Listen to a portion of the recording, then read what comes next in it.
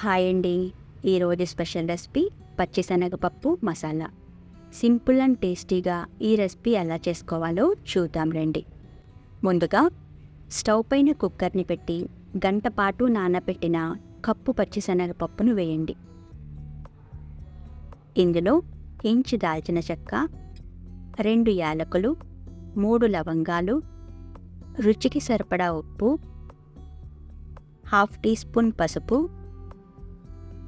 2 పచ్చిమిర్చి చీలికలు,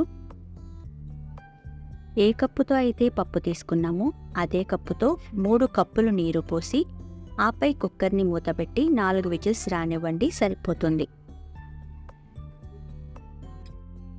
4 విజిల్స్కి పప్పు ఇలా ఉడికింది. ఇలా ఉడికించిన పప్పుని పక్కనుంచండి.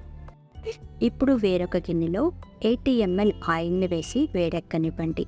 ఇందులో 1/2 టేబుల్ స్పూన్ జీలకర్రని వేసి చిట్లనివ్వండి. 1 బిర్యానీ ఆకు, కాస్త ఇంగువ, 2 మీడియం సైజ్ ఉల్లి తరుగు, 2 పచ్చిమిర్చి చీలికలు వేసి లైట్ గోల్డెన్ కలర్ వచ్చే వరకు వేయించండి. ఇందులో 1/2 టీ స్పూన్ పసుపు, రుచికి సరిపడా ఉప్పు, టేబుల్ స్పూన్ ధనియాల పొడి, 1/2 టేబుల్ స్పూన్ జీలకర్ర పొడి, టేబుల్ స్పూన్ కస్తూరి మేతి, టేబుల్ స్పూన్ కారం, టేబుల్ స్పూన్ అల్లం వెల్లుల్లి పేస్ట్ వేసి వేయించండి. కొత్తగా మన ఛానల్ని ఎవరైనా చూస్తున్నట్లయితే ప్లీజ్ లైక్ చేయండి. మీ లైక్నైతే వృధా కానివ్వను.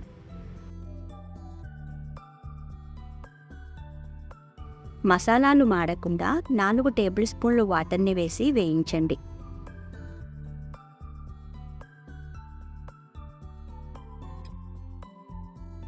ఇందులో 3 పండు టమాటాలను బ్లెండ్ చేసి ఆ టమాటో ప్యూరీని కూడా వేసి పచ్చివాసన పోయి నూనె పైకి తేలే వరకు కుక్ చేయండి.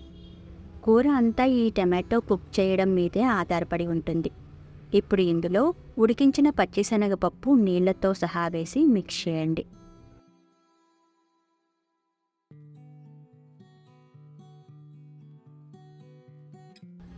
ఇందులో కప్పు వాటర్ని వేసి ఉడికించండి.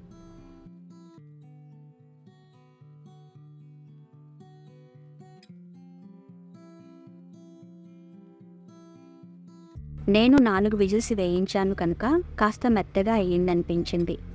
మీరు 3 విజిల్స్ వేయిస్తే సరిపోతుంది. వైట్ రైస్లోకైనా పుల్కాలోకైనా చాలా అంటే చాలా బాగుంటుంది. ఫైనల్గా గుప్పిడి కొత్తిమీరను వేసి సర్వింగ్ బౌల్లోకి వేసుకోండి. అంతే, సింపుల్ అండ్ సూపర్గా చేసుకుని పచ్చిశనగపప్పు మసాలా కర్రీ తయారు. ఈ వీడియో మీకు నచ్చినట్లయితే లైక్ చేయండి, షేర్ చేయండి, సబ్స్క్రైబ్ చేయండి. Thank you.